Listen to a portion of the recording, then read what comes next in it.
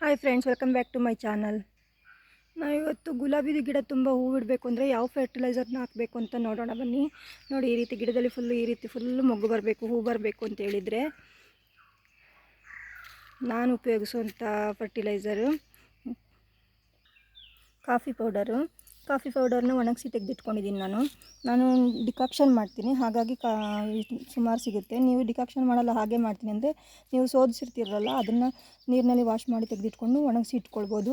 ತುಂಬ ಸ್ಟೋರ್ ಮಾಡಿ ಇಟ್ಕೊಳ್ಬೋದು. ನನಗೆ ಸುಮಾರು ಇರುತ್ತೆ, ಹಾಗಾಗಿ ನಾನು ತೆಗೆದಿಟ್ಕೊಂಡಿದ್ದೀನಿ. ಹೀಗೆ ನಾನು ಈ ರೀತಿ ಗುಲಾಬಿ ಗಿಡದ ಬುಡದಲ್ಲಿ ಹೀಗೆ ಒಂದು ಗುಂಡಿ ಮಾಡ್ಕೊಳ್ತೀನಿ, ಸ್ವಲ್ಪ ಸೈಡಲ್ಲಿ ಈ ರೀತಿ ಮಾಡಿಕೊಂಡು ಇದಕ್ಕೆ ಒಂದು 2-3 ಸ್ಪೂನಷ್ಟು ಕಾಫಿ ಪೌಡ್ರನ್ನ ಹಾಕ್ಕೊಡ್ತೀನಿ. ಈ ರೀತಿ ಹಾಕೋದ್ರಿಂದ ಗುಲಾಬಿ ಗಿಡದಲ್ಲಿ ಹೆಚ್ಚು ಮೊಗ್ಗು ಕೂಡ ಬರುತ್ತೆ, ಮತ್ತು ಗುಲಾಬಿ ಗಿಡ ತುಂಬ ಹೆಲ್ದಿಯಾಗಿ ಕೂಡ ಇರುತ್ತೆ. ಈ ರೀತಿ ಹಾಕಿ ಮಣ್ಣು ಮುಚ್ಕೊಳ್ಬೇಕು ಮತ್ತು ನೀರು ಹಾಕ್ಕೊಡ್ಬೇಕು. ಈ ಥರ ಮಾಡೋದ್ರಿಂದ ಗುಲಾಬಿ ಗಿಡ ತುಂಬ ಚೆನ್ನಾಗಿ ಹೂ ಬಿಡುತ್ತೆ. ಈ ಮಾಹಿತಿ ನಿಮಗೆ ಇಷ್ಟ ಆಗಿದ್ದರೆ ಒಂದು ಲೈಕ್ ಕೊಡಿ. Thank you for watching.